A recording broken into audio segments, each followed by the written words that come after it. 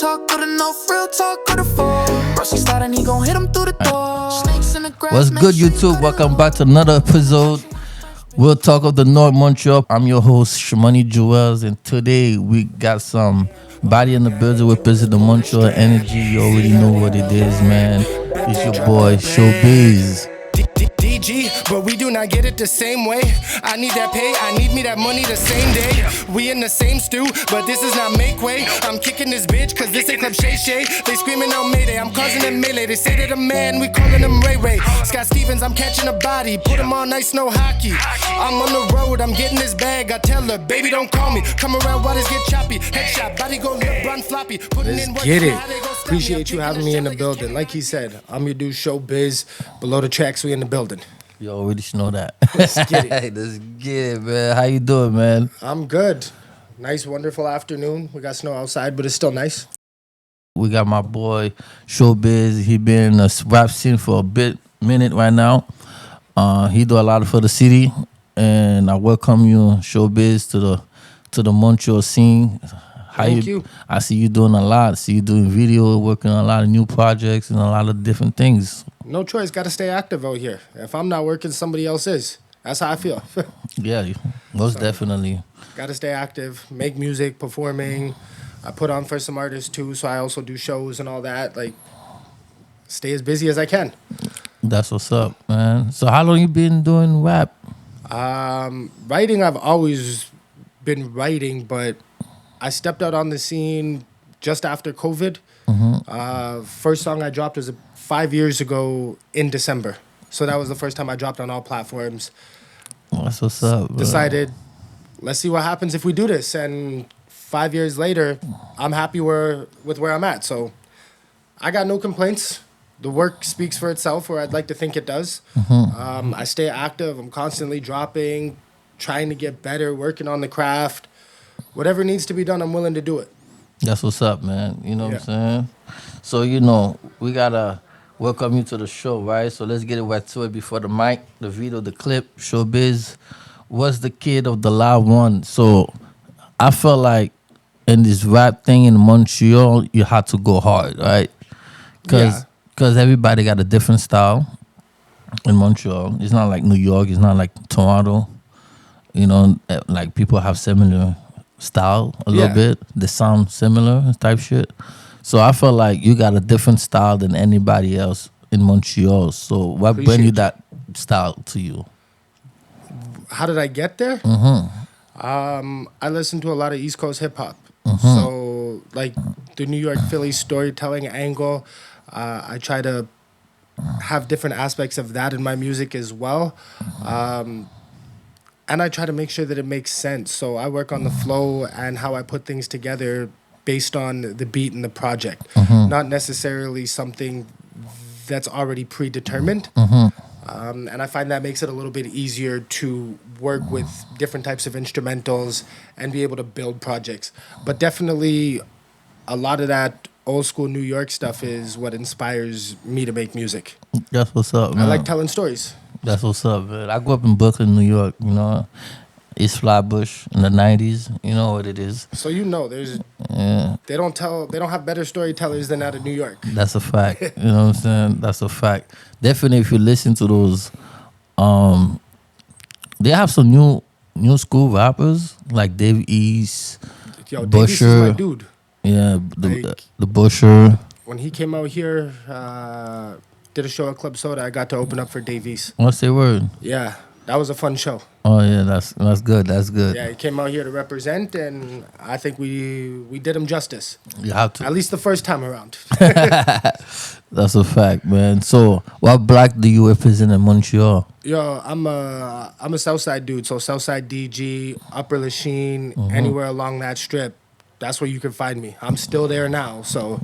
West Coast. But yeah, that's no. Southside. Oh, Southside. DG. Yeah, Okay, West Coast. DG. Okay, I thought it was on the West. Okay. No. So yeah, I'm a DG mans. I've been there over 20 years. I've lived all along the upper strip from Sherwood all the way to Grand. I know some people say it goes a lot further down, but for me, Southside is essentially where you come in Upper Lachine all the way to about Grand, Cavendish, and again, some people say it goes further, but I guess I'm more of a newer Southside dude. Yeah, that's a fact. How about the artists that you work in Montreal so far? The artists that I've worked with in Montreal so far, I've worked with a few. I've gotten the opportunity to work with one of the artists you guys have already interviewed, King K. I've worked with other artists as well. Right now, I'm working on a project. I got a song coming with an artist named Johnny Ricochet. I'm working to the point where I'm fortunate enough to be able to say that I got a Craven Jimmy D project in the pipeline. That's going to be coming soon. Okay.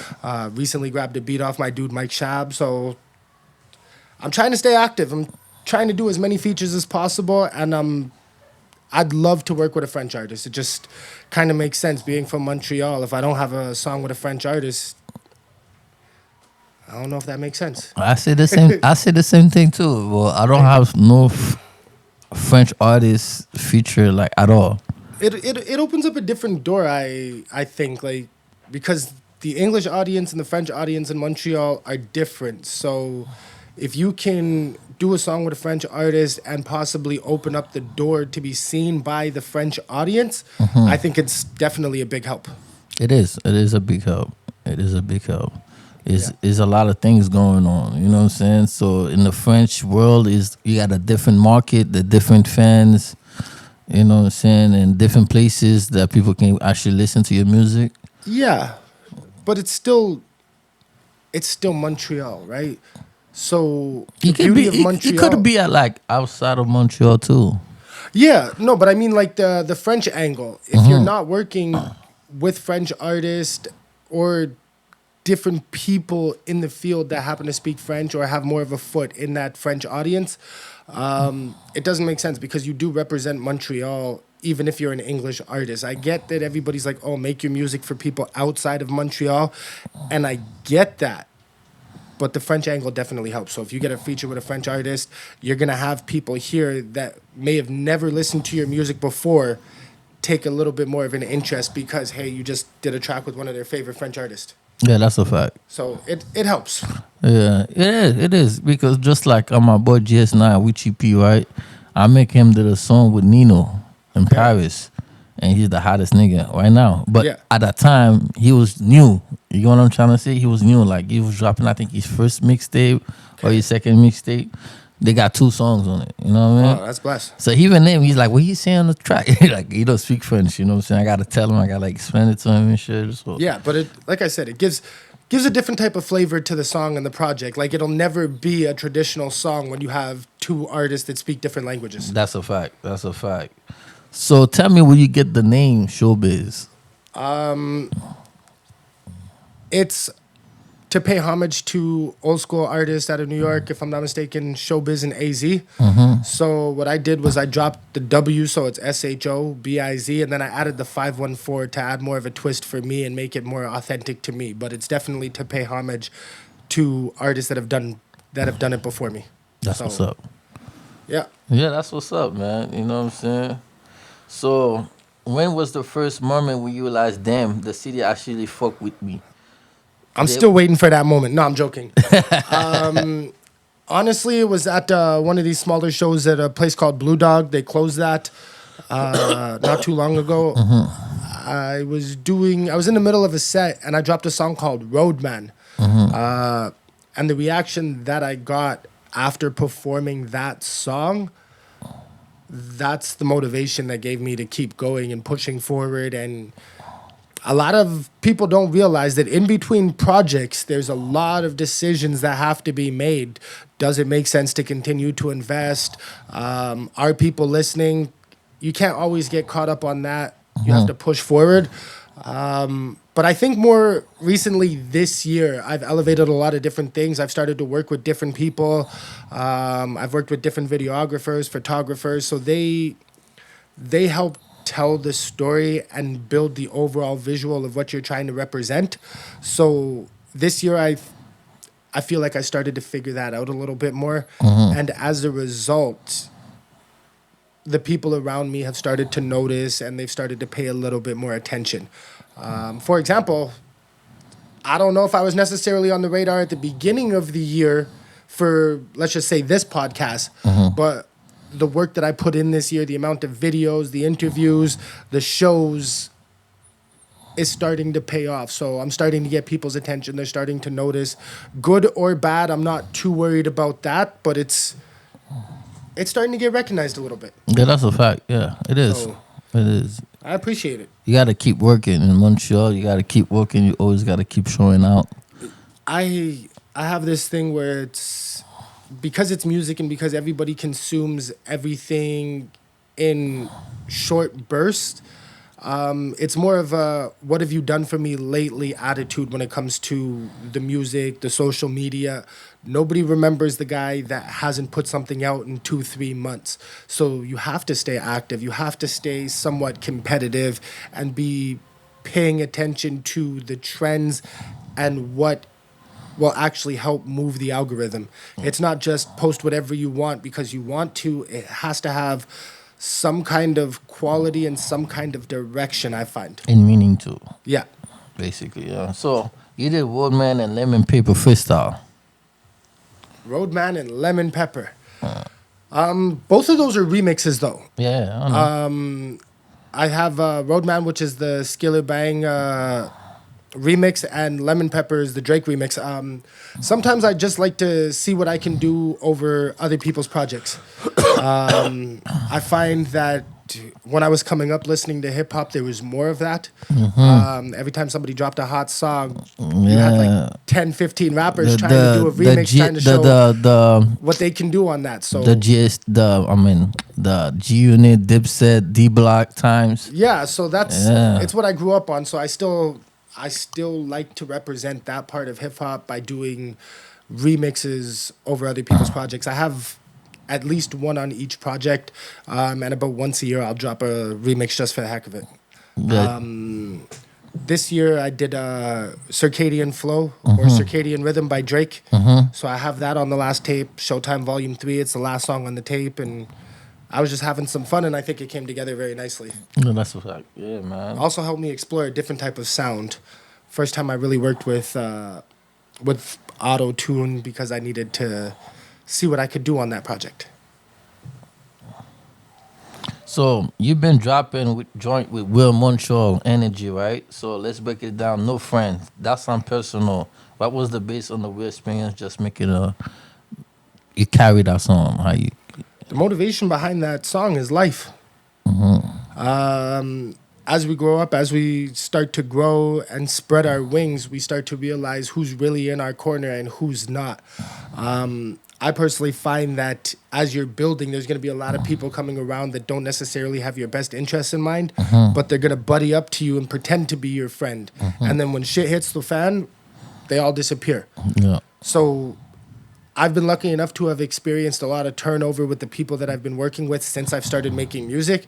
Having spoken to other people as well, there's not a lot of loyalty in this industry that we have. So everybody's trying to get to the top and they don't care how they're going to do it. The faster you recognize that there's not a lot of friends, I find the easier it is to navigate. So instead of just going around complaining all the time, oh, you know, this person did that person did that, I just figured that project would pretty much tell the story itself and also be able to connect with other people that might be going through those type of experiences as well, not necessarily knowing who's got their best interests in mind or who doesn't. So I think No Friends tells that story. Yeah, that's a fact. So Cook with Money Pacquiao. Did y'all like it naturally or you would just... Oh, that's my dude. Yeah. So as I've been grinding and working, he's one of the producers that sent me over a beat pack like last year. I turned it on. I heard a couple of beats that I liked, and I find that his beats really complement my sound. So I have a couple of projects with him. We have Crooks and Mob Ties that we just recently dropped. They were back-to-back projects, and they're both Money Pacquiao beats. And we got more coming. I'm supposed to be in the studio today with another artist, and we're doing a Pacquiao beat again. Okay, that's what's up. It's going to be fun. Pacquiao's got a nice sound, and he's local. Yeah. If you're a local producer, hit me up. I love working with local people. Go ahead, man. all the beat makers, the producers, exclusive producers. Let's get it. Let's work. Let's work, man. You know, everybody want to work in the city, so making the magic work. You heard? And yo, you can ask my dudes Skin Deep. I do not sit around on instrumentals or beats. You send the project over. If I'm liking it, I'm in the studio right away trying to put that together. Most definitely. Like, yeah, no. I'm in Yeah, grind man. mode right now. Yeah, so I saw you drop War with King K. You know what I'm saying? My dude, that's my guy, you know what I'm saying? Yeah, no, that's... So how'd that work come about? I would like to say hard work. So he was one of the first people that started paying attention to what I was doing with the music. I came out the gate swinging. I was doing a lot of shows. I was dropping a lot. And we happened to connect at one of these shows that he was doing. I think it was Spiritual Warfare, just coming right out of COVID, right? So that was the first time I actually linked up with him in person. We started networking. Based on the work, he was liking what he was hearing, so I hit him up. I was like, "Hey, I got this beat. I want to know if you're interested in it." He sent it over. He told me to send it over. It was War. It took about 8 months for us to actually put that together because, you know, people can be busy. But I think that project came together very well. I think the way we complement each other on that particular record works and helps to tell the story of the project, right? So it's not necessarily one of those songs where it's like we're about to go start a problem and deal with people, but if problems come our way, it's not a problem to get dealt with. Everybody has their own way of thinking and going about that, but hey, it's if the shoe fits, then it's for you. But not, it wasn't a diss track or anything like that. It was more of a unity track, right? Like he's West Coast, well, not West Coast, but he's CV, I'm DG. So It's the represent the West. yeah, so it's I find it's bringing the two hoods together, showing that we can do some damage more united than if we're all separated. Yeah, that's a fact. You know what I'm saying? It's like a problem solve. Yeah. Facts. You know what I'm saying? So what song in your catalog got the most reaction from the streets? Okay, so this one's fun. So I did a challenge this summer. Counties bands, artists from Toronto, Roni, went and put a challenge out. So I did a song, I did a video, and it got a lot of people talking. Some people didn't like the content of the song. Some people didn't think that I actually put it together myself. But it got the reaction that I was hoping for. So it got a lot of eyes on it. It got a lot of people talking. And for me, it was more of a showcase of my artistry over the last 5 years. Okay. So it's completely different than anything I had dropped before, but it was more of a way to show what's coming next.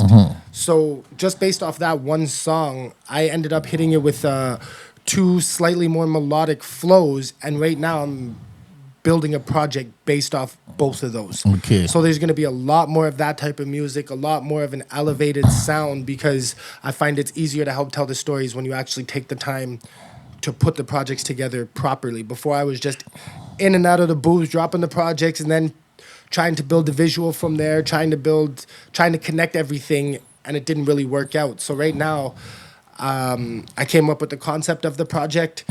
We're building the project so that everything is connected.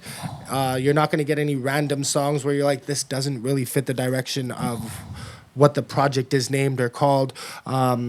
I'm working with a lot of different types of people, like my dude over here, IG Views by Daryl. He's very good behind the camera, and I really like the way he puts things together visually. So everything has to be packaged together nicely so that it all fits, and that's what we're trying to do for the next one. You have to, man. You know what I'm saying? If someone had to pick one song to understand what you're saying, which one was it? Letter to Myself. Letter to Myself? So I'm an artist that likes to express how the pain and the hardship built me.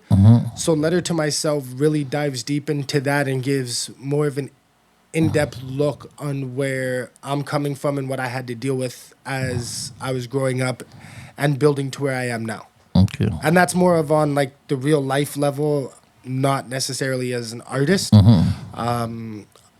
A lot of people overlook the mental health aspect of things and how different types of events can affect how you go about thinking and reacting to different situations. So that was more of an insight of how I came up. Okay. It's an older song, but I think it tells the story the way it needs to be told. Yeah, facts. All right, let's get it, man. So let's talk about the city. Let's go. You know what I mean? So how do you see the Montreal scene right now? I think it's bubbling more than it ever has. More so because there's a lot of different artists that are branching outside of the city and networking with different areas, different cities, different artists, both on the French and the English side. So as a person that has... I'm a little bit older. I'm 35, so I've seen early 2000s till now and how it's developed, and I think the work put in, we just need one artist to break through that threshold properly, the right way, you know, and it puts way more eyes on the city. But we're getting close. We have a lot of talented artists. We have a lot of people working very, very hard, even behind the scenes, to help push the scene forward. So that's great to see. That's a fact. Yeah, that's most definitely. Do you think people in Montreal generally support each other, or is more like competition? That's a great question. It depends on what artist you're dealing with. There's a lot of people in the scene that pretend to be supportive. So in your face, they're like, "Oh, you're doing a good job. You're putting on for the city." And then as soon as you walk away, they're like, "Yo, that artist is garbage. I don't even know why he's working." Whether it's valid or not, there's a lot of that. Not just in this scene, in every scene, every city. But I also find there's a lot of people trying to network and connect and build the city and the scene the right way. There's going to be a point where all the people that aren't helping push the scene forward are just they're going to be stuck, and then they're going to be looking at how the scene evolves and being like, why couldn't I be a part of it, or why people didn't support? And that's because they didn't. Because there's a lot of people in the rap scene, the rap business, the gatekeeper. So they keep the gate closed for certain artists, because certain artists actually nice, but they don't want the artist to go somewhere till the artist actually got some buzz. Now they start faking it, trying to be around you. It's just like United States. Like in New York, it's the same way. In New York, I'm gonna tell you right now, like, if you're not hot, nobody fucking with you till you're hot. So when you're hot, you see everybody calling you. I want to do a song with you. I want to do contents with you. I want to go stream with you, like type shit. You know what I mean? But like at the beginning, they don't really fuck with you. And I see Montreal is the same way. Like if you're not out there, they don't fuck with you that much. Maybe it's just my personal experience was a little bit different. Although when I did come outside, I had a lot of people. I wouldn't say necessarily gatekeep, but as much as their mentality is, show me what you can do first. And the reason why I say that is because there's a lot of artists that come out of the gate thinking they deserve something. And when you have that mentality, there's a lot of people that are like, oh, what work has he done? How can he walk around with that type of attitude and confidence? It's great to have, but you can't expect everybody just to gravitate to that. It's more the work behind it. So I've been outside 3 years, almost 4 years, and when I started, there was a lot of people that didn't even look in my direction, and it wasn't because I wasn't making good music. It wasn't because I wasn't doing shows. It was because there was no body of work. There was no longevity. There was nothing that anybody could base it off of or relate it to. But the more work that I put in, the more networking. You can't be afraid to network with people, even if they're not necessarily open to it at first. You got to keep trying, because that's the only way you're going to advance.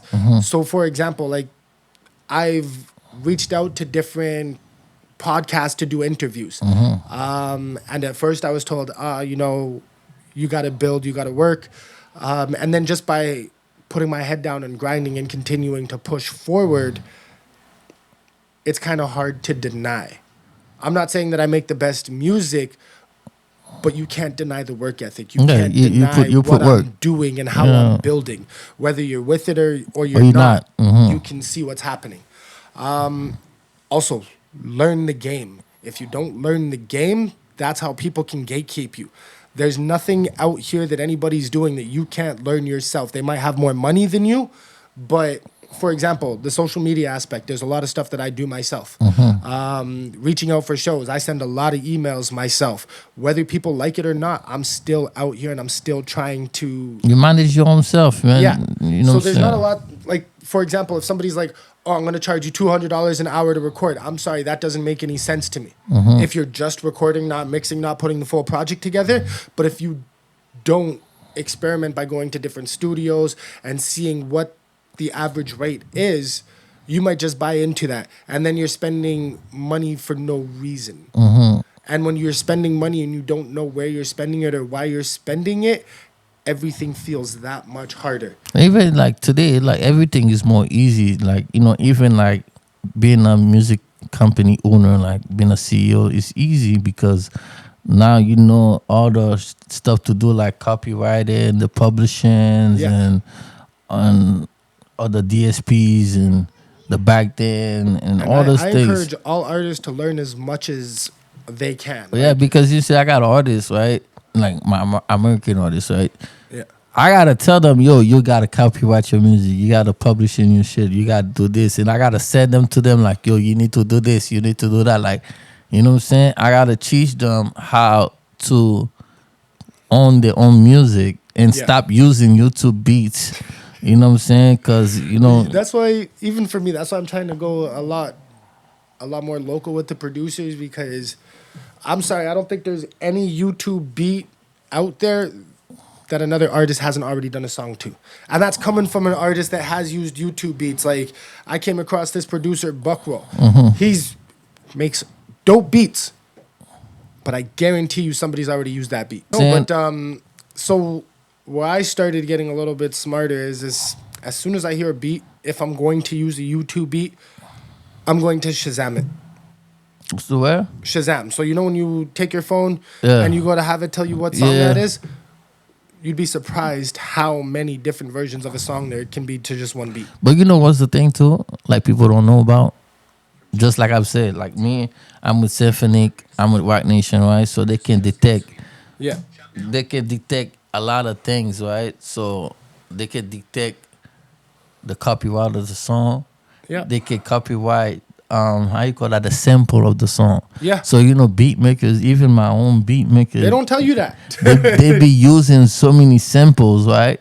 So when I upload the shit on Rock Nation, Yep. you telling me, yo, they use that sample, in the same song. I'm like, yo, it's And good. Spotify is about to crack down on that too. They just bought the rights to one of these sample sites as well. So now when you upload to Spotify, they're going to be able to detect samples as well.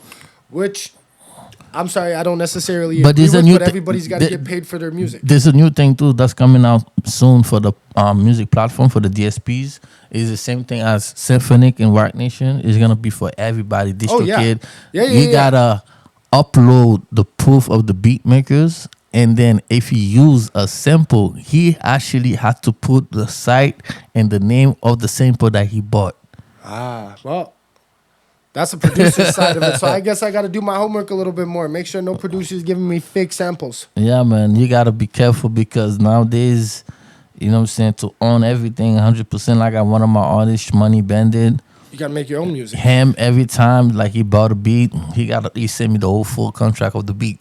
You know what I'm saying? yeah. I'm like, yeah, I fuck with you, man, because I don't need to stress, you know, when I'm putting, you know what I'm I saying? got a file on my computer right now that just leases and licenses for different instrumentals, because at any moment these producers do whatever they want. Yeah. Right? Somebody goes and buys the exclusive. Next thing you know, your lease is not the same. It's not the same. That's why you see you need to have your own beat makers. Yeah. But even your beat maker, you gotta watch out for the samples.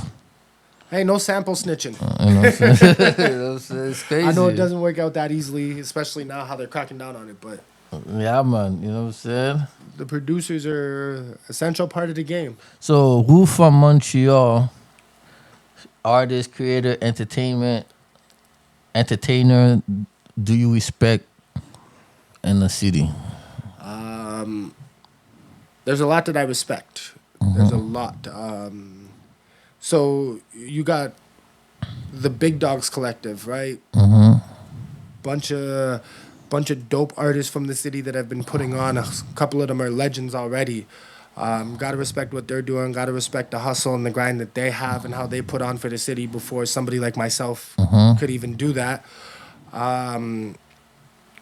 We got somebody like Mike Shab, Nicholas Craven, Jimmy D. That's probably one of the hardest working units I've seen, whether it's Craven doing his thing, Jimmy D dropping music, or somebody like Mike Shab just... He's everywhere. He's you everywhere. Can't go anywhere without hearing him. Shout out to the cuz, man. I gotta respect their grind and their hustle. We've already brought up King K. There's a lot of different people. I work very closely with another group called Oddballers, so Willie Scandals and Digital Fire. I like the way these guys grind and these guys move. They help me start getting paid for shows as opposed to just going out and always being on the ticket push or having to pay to perform. So there's a lot of people that I respect. There's also a lot of people that I think need to work harder. And there's a lot of people that I also think probably shouldn't be in the scene, but that can be said for anything, right? You go to work, you might think, hey, somebody shouldn't be here, but it all depends on your perspective, I guess. And how, like, I make music, I know not everybody likes it, but there's an audience for it. So I might come across somebody whose music I don't necessarily like. They may either have to put in a little bit more work or whatever, but there's an audience for them as well. The beauty about music is it's subjective. So you might like something that I won't like, but that doesn't make it good or bad. Yeah. So that's what I like about art in general. Yeah. It's to each their own, I guess. You know what I mean? That's a fact, man. If you could change one thing about the Montreal scene, what would it be?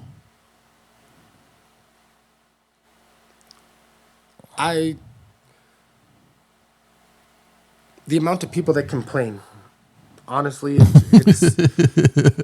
it gets ridiculous because I'll say it. No, it doesn't feel like anybody's actually made it to be able to go around saying, oh, this person's not listening, that person's not supporting. The less we complain and the more work we put in, the easier it'll be for everybody. But if we all sitting there complaining, there's no advancement, there's no work being put in. So why are we entertaining it? Yeah. The ones that don't complain, put their head down, work and grind to help push the scene forward, those are the ones that are always going to be around. But we got to stop the complaining and we just got to work harder. That's a fact. Like me, I've been in the game for let's say 6 years, and I did a lot of songs with a lot of people in Toronto, a lot of people in New York, and some people in Vancouver. And I doing shows on those 3 cities all the times, and I never did a show in Montreal. You know what I'm saying? I never really did because I never really focused in Montreal. Yeah. Because in the beginning, I'm like, yo, Montreal, this and that. I'm like, you know what? I'm just going to do my thing outside of the city. And then if they fuck with me, they fuck with me. If they're not, they're not. You know what I'm saying? So this is how I feel. This is how I done it. You know what I'm saying? As a person that I've tried to put on shows here. I've put on a few. I can't speak for everybody, but for me, I find that if you're willing to work with the artist first before saying, oh, I'm going to get paid off of this show, it helps make it a lot easier. You're not going to always get the same turnout. Some are going to be better than others.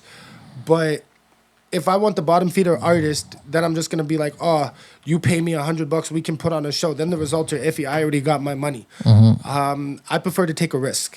So I've worked with a bunch of artists where I've actually paid them whatever their artist fee is. We figure that out. And I find in return it motivates them to want to promote and be a little bit more active in the show. And as a result, everybody benefits. It's not just, oh, Montreal Hidden Hits is putting on a show and nobody cares. Okay, well, now I've taken care of all of the artists. They don't have to worry about making money or not making money because they've made their money. Now go out there and do handle your part of the commitment. You got paid, we took care of you. You go out there, you promote it, and hopefully we all get to benefit at the end. Does it always work? No, but it's like everything else. You got to build, you got to grind, and you can't be afraid to fail. Otherwise, there's no point in taking the risk. Yeah, man. You have to invest. A lot of people in the rap game had a big headache. You know what I'm saying? They think they're so big. You know what I'm saying? And the rap scene is not that big. You know what I'm saying? To think you so big. You know what I'm saying? Yeah, but everybody knows everybody. The world is smaller than people think. That's a fact. You know what I'm saying? So what does Montreal have that other city don't? I would say the culture.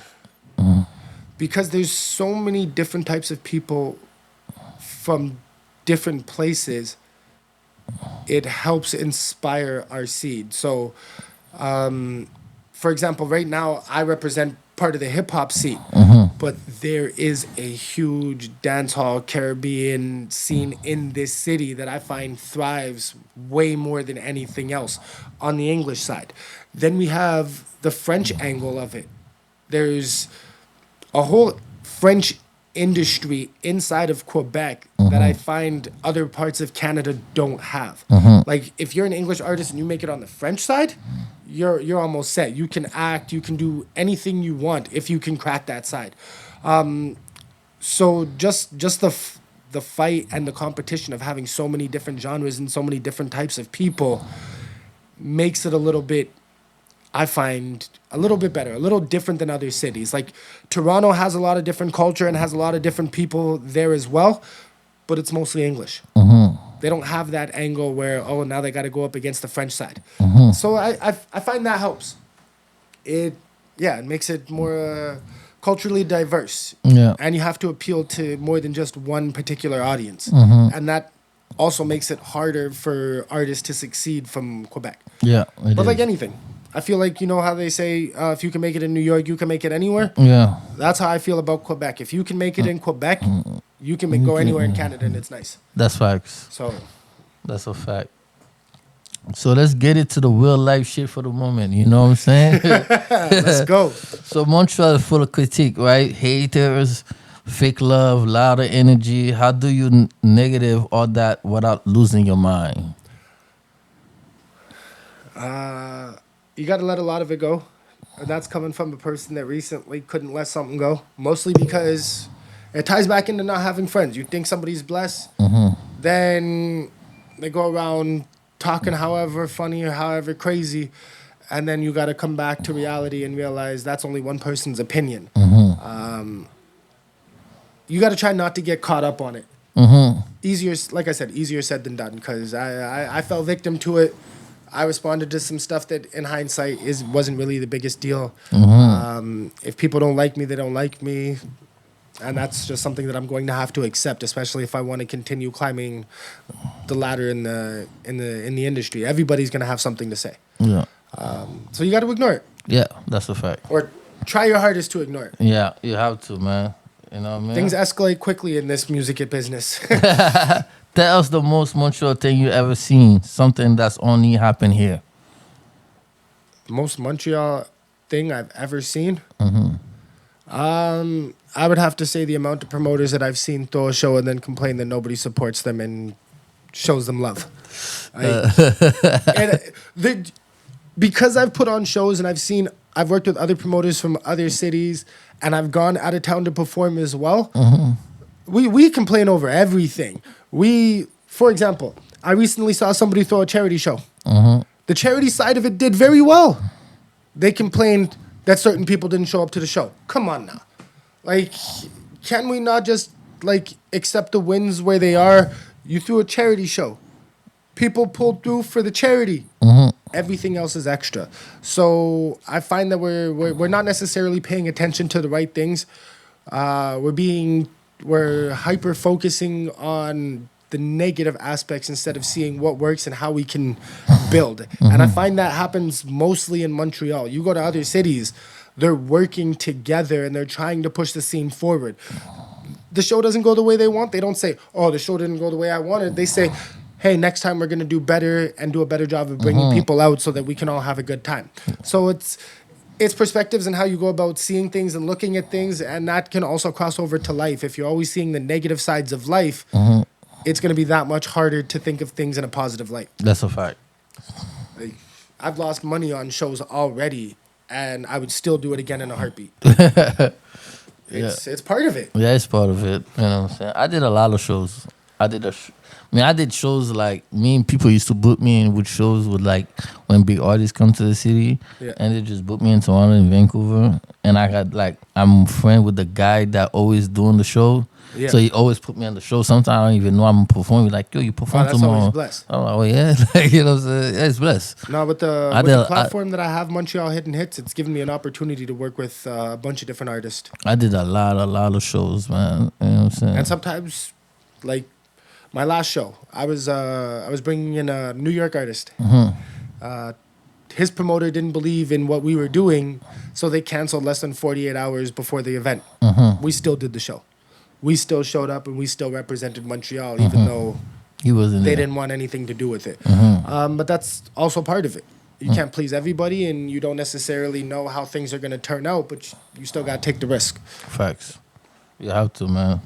What does being gangster mean to you? Like the Will G mentality. Is it the most violent, the most intelligent, the craziest? Explain why. I would say it's the person that gets the job done. It doesn't matter how you have to do it. You don't have to be violent in order to be a gangster. It's how do you get the job done? When a problem arises, how do you handle it? How do you deal with it? A lot of people think that being a gangster is what's portrayed in some of the music and on TV, where everybody's out here gangbanging and riding and busting off straps, and you'd be surprised that the biggest gangsters don't look like gangsters. They look like everyday people.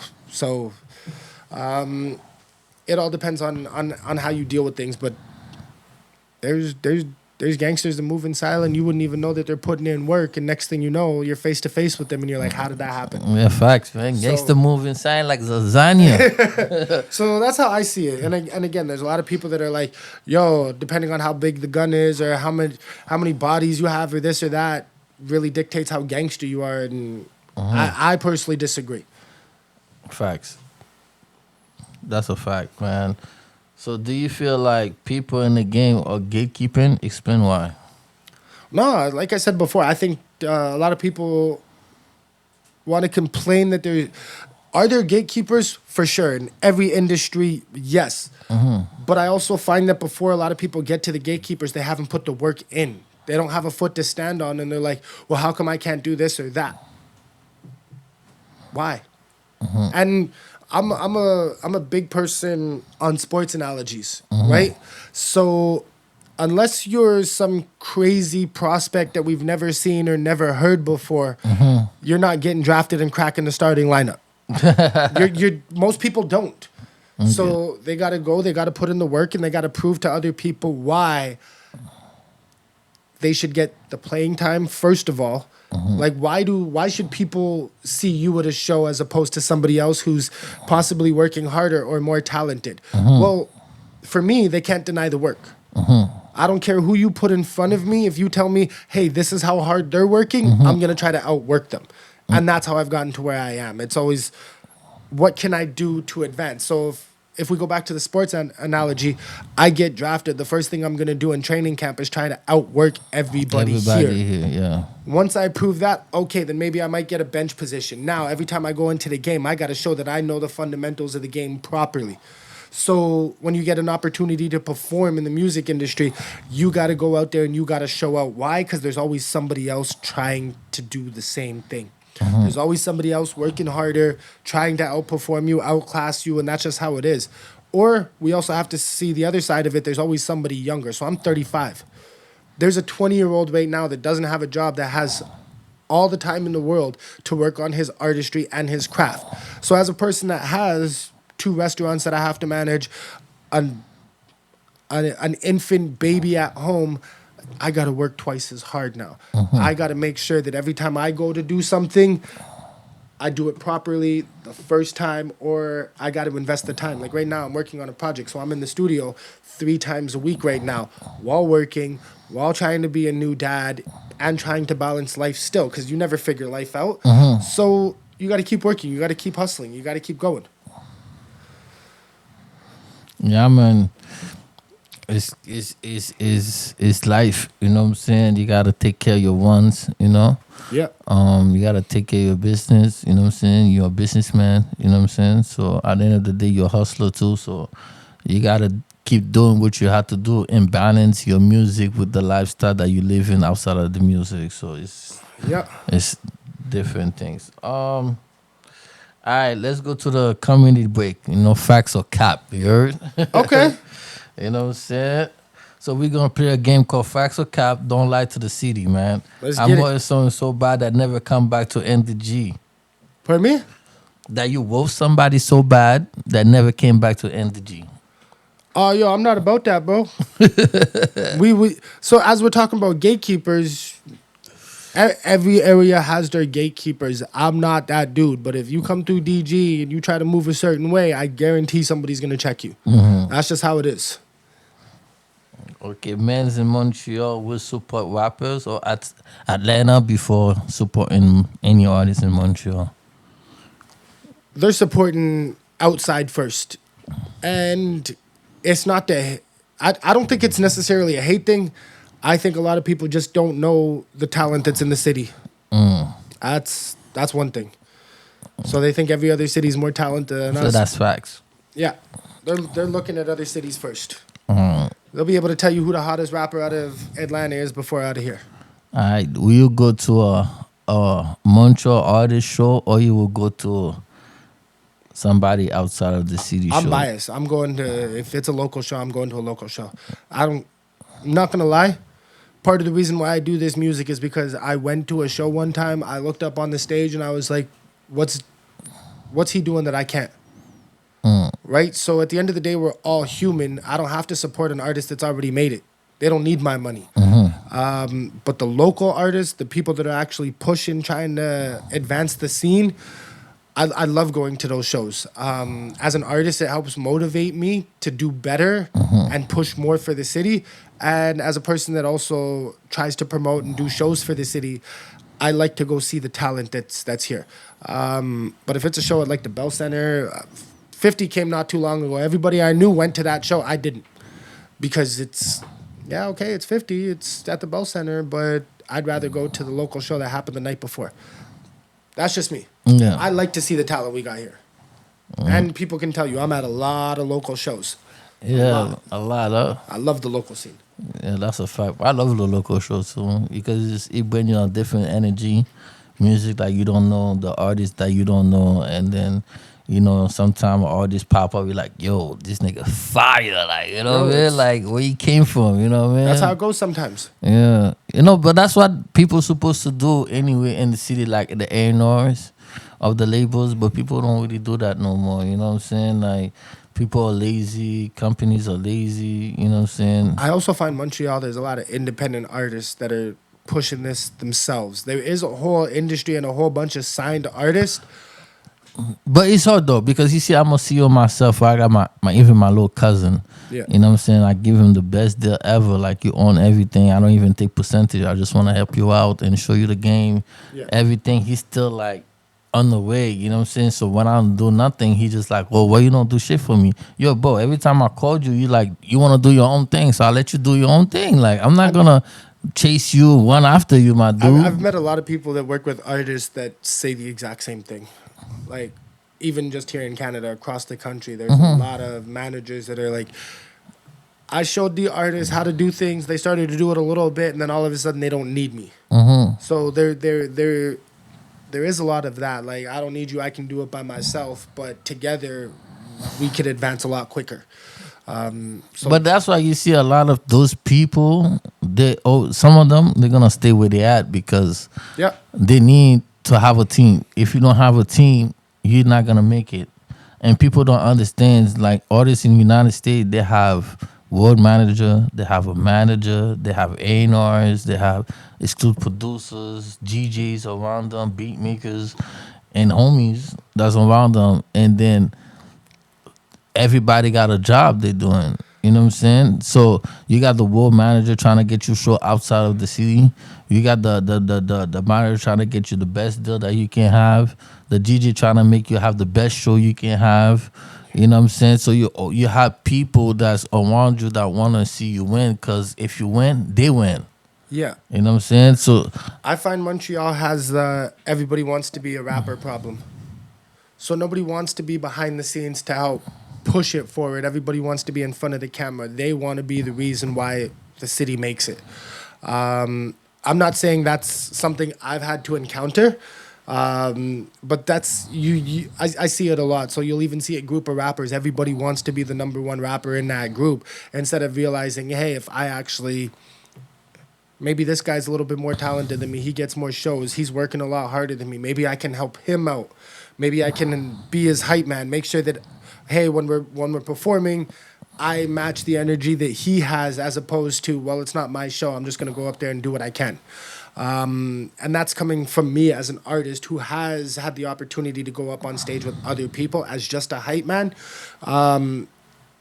Your job is to help push them forward. And I find here in Montreal, not a lot of people are willing to do that unless it's them that's being pushed forward. but it depends. So like we're doing a show, right? And then King K was there. Yeah. And they don't trying to let him in at the music at the club. So I'm like, yo, come in. You know what I'm saying? So I let him come in the club, and then I let him come to Waka Entourage. You know what I'm saying? Like, yo, come to the VIP. You know, he's like, yo, nobody would do that. You know what I'm saying? I'm like, nah, bro, you love. You know what I'm saying? Like, you're my dude. Like, you know what I'm saying? And he's been putting in work, though. Yeah, like, so that's me. I'm that type of nigga. You know what I'm saying? Because I know a lot of niggas, they're not going to let you in. Then I be like, they probably going to let you in the club, but not let you in around the artist. You know what I'm saying? Yeah. I'm like, I don't care. Like, it's a win-win for everybody, because I'm already there. Yeah. Nothing going to change. Nah, fuck with that. You know what I'm saying? So it's me. If I'm in the building, nothing's going to change. I'm already in the building. Yeah. So I'm trying to let people in the building. You know what I'm saying? That's why if I get a higher position like Universal, Sony, whatever it is, nigga, everybody's eating. I'm coming to the block and like, yo, we give $1 million to artists, yo, sign this, let's get it. You know what I'm saying? Yeah. I'm that type of dude. I'm not gonna be like, nah, you know what I'm saying? That's why I do both sides of it. I'm an artist, and I put on shows and give other artists opportunity as well, because I already know that it's bigger than me. That's a fact. I can rap my ass off all day long and still not be the guy that makes it. But if I can put somebody else in a position to make it, then we all win. Okay. So I see it the same way. Facts, man. Let's go to the rapid fire, man. So no thinking, just answer, right? Okay. So we're going Tupac or Biggie? I'm gonna have to say Biggie. Biggie Small. Shout out to Yeah. Biggie. I like the way he was putting music together. Drake or Kendrick? I'm a Drake guy. Drake. Jay-Z or Nas? I'm gonna have to go with Nas. Timberland or Dr. Dre? Dr. Dre. Timberland had more of a case years ago before he started doing all that AI garbage. I'm sorry. Let's say Neptune or Just Blaze? I'm gonna go Neptunes. There's some hit makers over there. Lex Luger or Metro Boomin? I'm gonna go Metro Boomin. Yeah. I like the sounds of the instrumentals coming out of there. I got a last one for you. Gigi Quit or Ashemis? I'm gonna have to go with the first one. Gigi Quit? Yeah. So club or house party? I'm not a club guy and I'm not a house party guy anymore. Sorry. So which one when you was young? When I was younger, I was a house party guy, but everybody knows how house parties end, so. Picture with 50 Cent or $2,000 cash? Give me $2,000 cash. Those pictures of celebrities don't mean shit to me. Facts. K Benz or K Goons? Yo, I know we can't go both, so I'll have to go. I'm gonna have to go with K-Bands on this one. I know a lot of people will be like, but I like the sounds that K-Benz comes up with. K-Benz will drop some new fire too. Right, that track he dropped with Boldy James is nasty. Yeah, it's nasty, bro. It's nasty. But, yeah, I like the sounds. I think both of them are extremely talented. We just can't pick both. Facts. We go to the female rappers. Body or SLM? Slim. I would have to say SLM. Me too. Batty does her thing, but I don't even know Body like that, but I know SLM. That's homegirl. You know what I'm saying? So shout out to SLM. no, she gets busy with it. But Batty's building. Yeah. Yeah. I never really listened to her music that much. No, she's dope. She's got bars. She's got a flow. Mind you, I'm tapped into local artists, so I know you do. both of them are extremely talented artists. But if we're picking who do I prefer, it's gonna be SLM. McDonald's or Burger King? Both of them are trash. Facts. Like, Baby mama drama or the side piece? I'm gonna have to deal with the baby mama drama because I don't want to die. Oh shit. Jerk chicken or oxtail?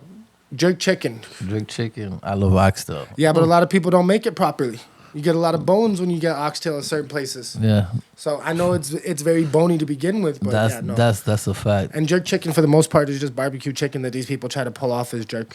Dead fast or Legas? Deaf ass. Dead fast. He's laughing at me. He's like, what the nah. It is what it is. He's like, yo, this. It is what it is, man.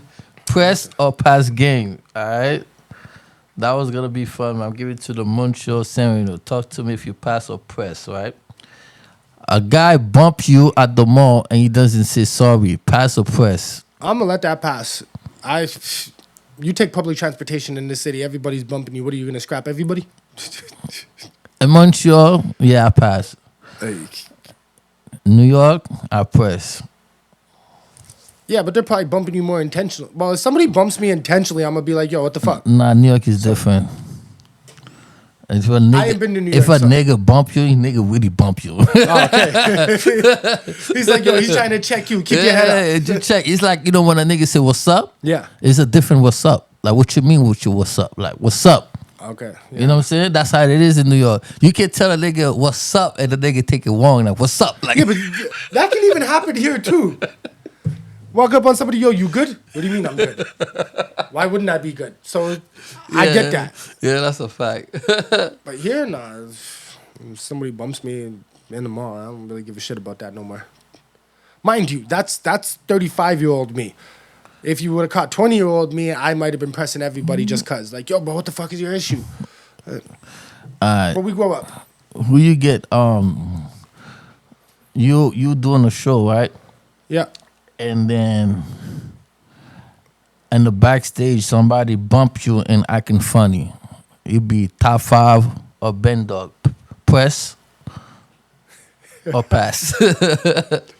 Depends on where I'm at, right? It really depends on where I'm at. If I'm here in the city, I might be more liable to press them. If I'm in your city, in your hood, and I'm out there by myself, what the fuck am I gonna do? To be honest, like somebody bumps me, somebody's trying to check me as I'm doing the show. I'm gonna do what I can, but I'm gonna probably still lose. You see what happened to my homie yesterday? Nah, but it's also a respect thing though too. So if somebody bumps me trying to press me, I have to respond a certain way that they fuck with because if I can't bitch out. Facts. Right? I can't. They pressed my homeboy Bobby yesterday in Minnesota. Okay. Like I think they're actually trying to jump him or some shit. Oh well, hey. From what I've been told, is when it comes to this music business, you got to be ready for anything.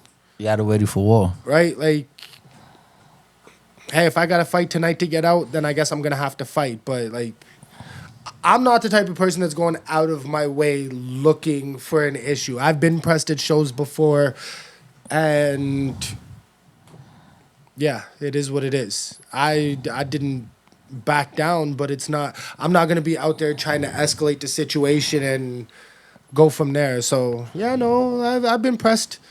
We've had a venue cleared out. I've done shows where motherfuckers have tried to get up on stage, got hit with chairs and shit. Like, I've seen it all already in such a short amount of time. Like, Yeah, I was about to say that too. You're doing a show and somebody sent something on the stage like let's say bottled water.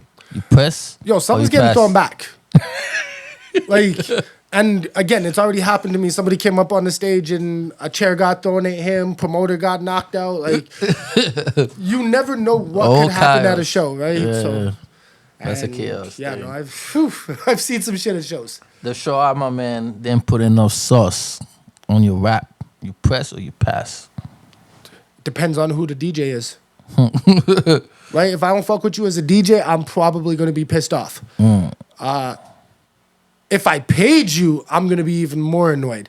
But if I fuck with you and you're my dude, I do understand that things happen. It all depends on the circumstance. Facts. But if I don't know you, I'm more likely to get irritated with you and be like, yo, bro, what the fuck? Or stop halfway through and be like, yo, we got to fix this. But yeah, no, when you perform. Uber driver, Yeah. talk to your girl too nicely. You pass or you press? I'm not going to lie. I'm going to sit back there and I'm just going to observe. And when I get out that Uber, that motherfucker ain't going to have a job afterwards. That's a fact. Sorry. Talk to me nice. All right, bro. Let's talk about the past. Let's talk about the city, man. What do you see in Compton's going next? What do I see? What? What you see doing as a Compton going next? As me doing content? Yeah. Like I said, I'm building a next project right now. So the next project has to encapsulate what I've seen and what I learned when I was younger compared to what I'm seeing and what I'm learning now as I'm older. So I'm working 10 songs, visuals, pictures, everything. They're all going to be tied into the project. That's a fact. If you have one collab in Montreal, somebody will shift the world culture. If you link up, who you would be? If I could link up with anybody out of here that's going to shift the culture, like overall for the scene or for me?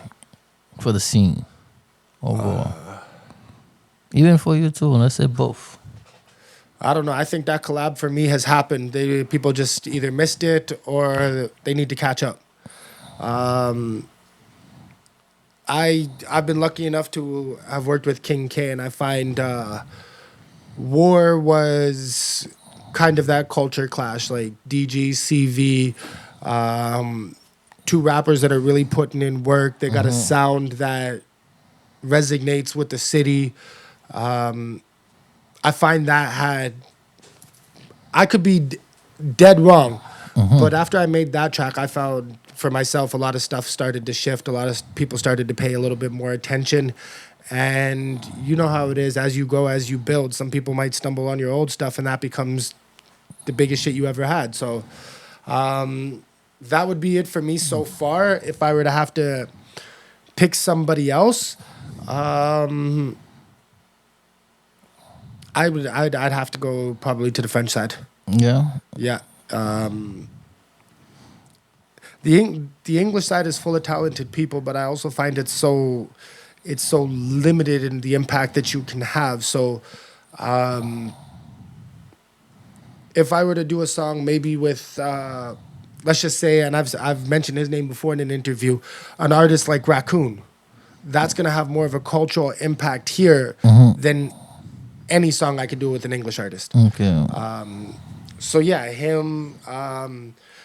I'd love to do a track with an artist named Flo DiCaprio. He's dope. I had spoken with Monkey to do a track with him too. So I think the culture gets moved when you work with the opposite language. So if a French artist were to work with a top English artist, it's going to have more of a cultural significance than just him doing another song with a French artist. But I could, like I said, I could be wrong. People could be like, "Oh, yo, no, that's not true. If this artist and that artist work together, it'd blow up." But again, it's subjective. To each their own. Yeah. But I definitely think a top English and a top French artist collabing would have the most impact. All right, let's get it. Someone drop 50K right on your lap tomorrow to create, to invest only in your content. What will be the first thing you created? The first thing I create, Yeah. a mini documentary based on my life. There's been so many ups and downs that I find the music doesn't always, Speak himself. it doesn't always speak on it. But if I made like a mini documentary, I could really break things down a little bit more. I could go more in depth with some of the older stories as opposed to putting it in a song. So that's what I would do. And then I would build a project to surround it. Like I would build a soundtrack to that documentary. So yeah, no, that's what I would do. Okay. So, what do you see yourself in 3 years from now? Bigger brand, an actor, a host, a business owner, the biggest rapper in the city? The rapper in me is gonna say the biggest rapper in the city. But based in between the artistry and what else I do with Montreal Hidden Hits, in 3 years, I just want to be in a position to help the city win. Whether it's through my artistry or putting other people on stage or promoting locally. If I can be in a position to help the city win, that's a win for me. All right. It's bigger than me. Yeah. If you guys blow up right now and you guys are known all over the world, I'm still gonna be happy because I'm gonna be like, yo, it might have blown out of Montreal. That represents everything that goes on in the city. And I find a lot of people don't necessarily think that way. And that's okay, but that's for me, it's my goal is to help push the scene and help everybody. That's what I would love to do. That's a fact. Like if Montreal Hidden Hits blows up and that becomes one of the platforms that out of town artists want to come in and perform with, like I've spoken to a lot of out of town artists to put on shows, then I'm happy with that. If the artistry gives me the ability to shine a light on the city and what's going on here, then I'm happy with that. And again, anybody else makes it shines a light on the city, so that's a win. That's a fact. So before we go, let's talk about Sip and Talk a little bit. We got Keen K and SLM drop. They did drop projects last weekends, and I see a lot of people in the city now starting to drop projects and doing a lot of open release. That sounds dope. It's a dope version. You know what I'm saying? You saw that right on the Instagram. SLM did a release party. Okay. For our albums, and King K did us the same thing too for his mixtape. Yeah, I haven't. I was at the King Kate listening party. Yeah, I was supposed to come, but I didn't come. I've been to a couple of them throughout the city. Like I said, I support it. I find that the way they're building it up and going about it is great and amazing. I just don't think everybody should be doing it that way. Yeah. That's my own thing. That's how I see it. So I like it if it makes sense, right? Like, not everybody can turn around and have a listening party and actually fill the room up with a bunch of people that are just there for them. So I like it. I've recently saw my guy MOT do something similar too. He did a show / listening party as well. I like it when it's done well. I, again, just don't think everybody should be doing it. Okay. About the 50 Cent The whole, tape he did on Netflix for P. Diddy. You know, I just watched that yesterday. I never watched it yet. And I don't think that documentary didn't tell us anything we didn't already know. I'm old, so I've been hearing this shit since I was younger about Diddy. Diddy's been on some weird shit. I did not need 50's documentary to tell me that. Facts. But I also find it was just a recap of what we already knew. So it didn't shed any light on... What do you feel about what them dad said about it? I don't even know what he said about it, to be honest. I don't follow He said too many he people feel like that. like why a black man trying to tear down another black man. Get the fuck out of here, bro. Thanks. I don't think it's about a black man tearing down another black man. if you're fucked up, I don't want you representing me. I'm sorry if you're on some weird freaky shit. No, that does not represent You're in your box all by black men. yourself. That represents this freaky weirdo. So I don't see it like that. Was Diddy a mogul, a businessman, helped push the overall culture of hip hop? Yes, but so did a lot of people that we don't talk about anymore because they were on some freaky shit. Right? I can sit here and tell you that people don't talk about African Bambaataa the way they did 20 years ago. Yeah, facts. Why? Because he was on some shit too. And nobody will out here publicly come out and say, oh, black men are really tearing down. No, it's not about that. It's what they did is a stain and a black eye on the overall community that they're trying to represent or operate in. So I don't give a fuck about somebody being like, oh, we got to stick together. Nah, I'm not sticking together with that motherfucker. But that's just me, right? Yeah. Like, if my boy's on some fucked up shit and I know he's on some fucked up shit, then you represent the company you keep. So, we need more 50s, I guess. Facts. There's a new things going on too. Top 5. Like we're talking about the artists out of Toronto? Yeah. Top 5 having problems with Drake's right now. Hey, I don't get into Toronto politics at all. Because Drake posts Presser album. And he's Drake shooter. Yeah, I don't get into Toronto politics like that. Hey, there must have been a reason. Like I said, I don't know the ins and outs to be able to give more of an answer than that. But yeah, if I was top 5, I'd be kind of pissed off if my dude posted somebody else's album if we're supposed to be But chill. you cannot, personally, you have to understand, Drake been working with Presser since like 2016, 17. They do tour together in London.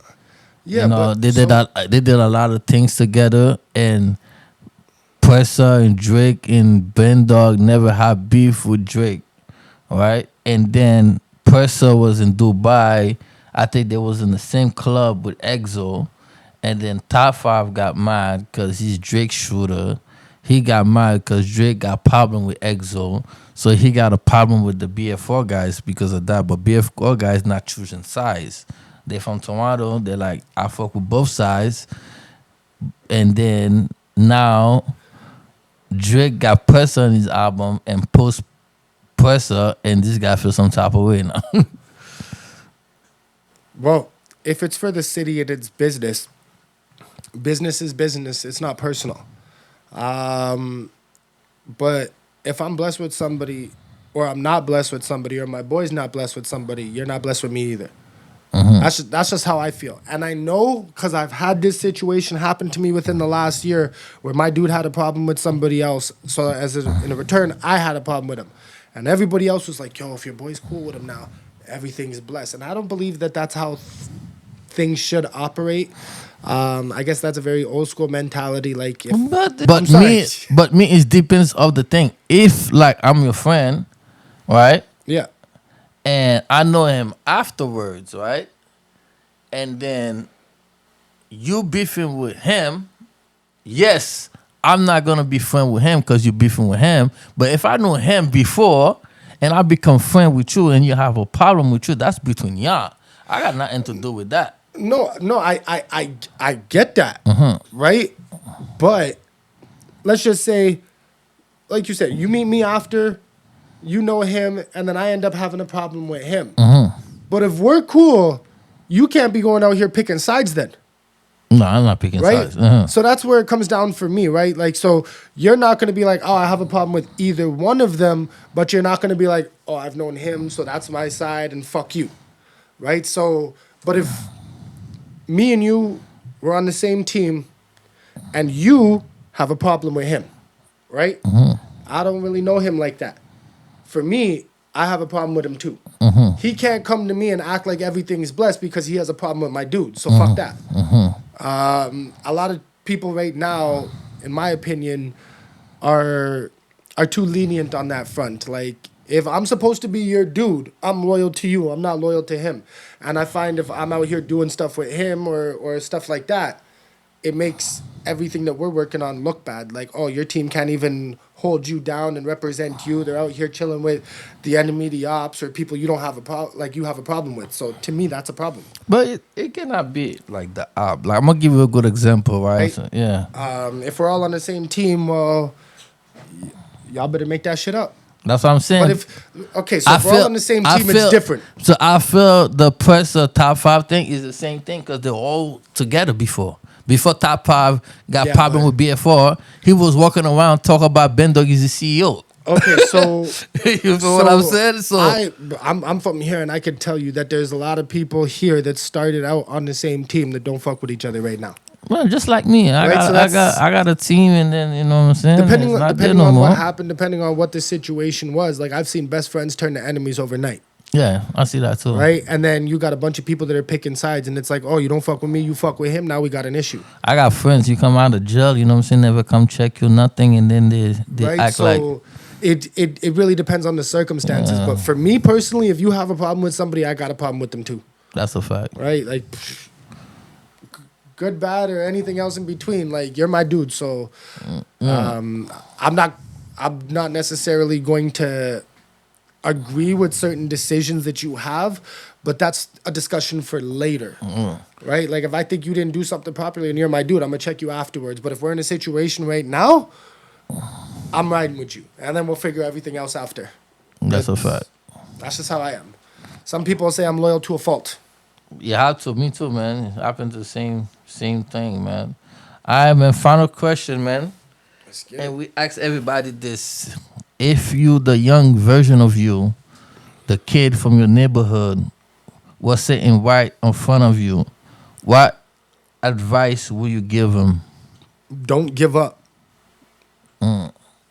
I've said that in another interview too, because I believe that if you tell the younger person or the younger version of you not to give up, they have hope that things will eventually get better. I feel like not enough people are told that the stronger they are, the more resilient they are, the easier things become. If you give up and you don't fight and you don't actually put in the work, everything just compounds and gets harder. Yeah. So when you're young, you have no confidence. You're trying to find direction in life. Everything seems that much harder. More in my circumstances, not really having too many people around. If you can tell that person, hey, don't give up, things will eventually get better, I think that would be the biggest thing. I could be like, oh, do this is how you'll get money, but I also know money doesn't buy happiness. I can have as much money as I want and still not be happy. Yeah, I can buy all the stuff that I want and still not be happy.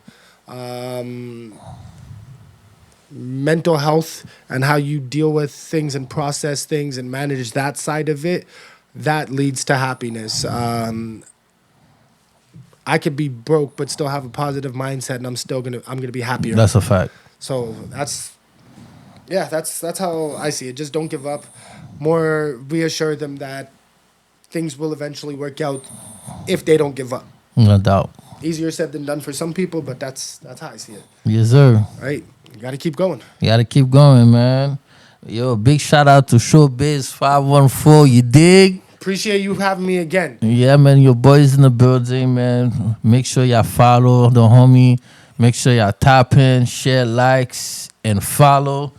And follow the artists, the talents in Montreal City, you know what I'm saying, in Quebec, you know what I'm saying. You already know what it is, man. The real talk of the North is your host, Money Jewels, you dig? Snakes in the grass, make sure you cut it low. In the trench with a French bitch. She licked it off her lips like it's French dip. They too broke to be a lick. Might hit 'em as a gift. Real talk of the North. Real talk of the North. Real talk of the North. Real talk.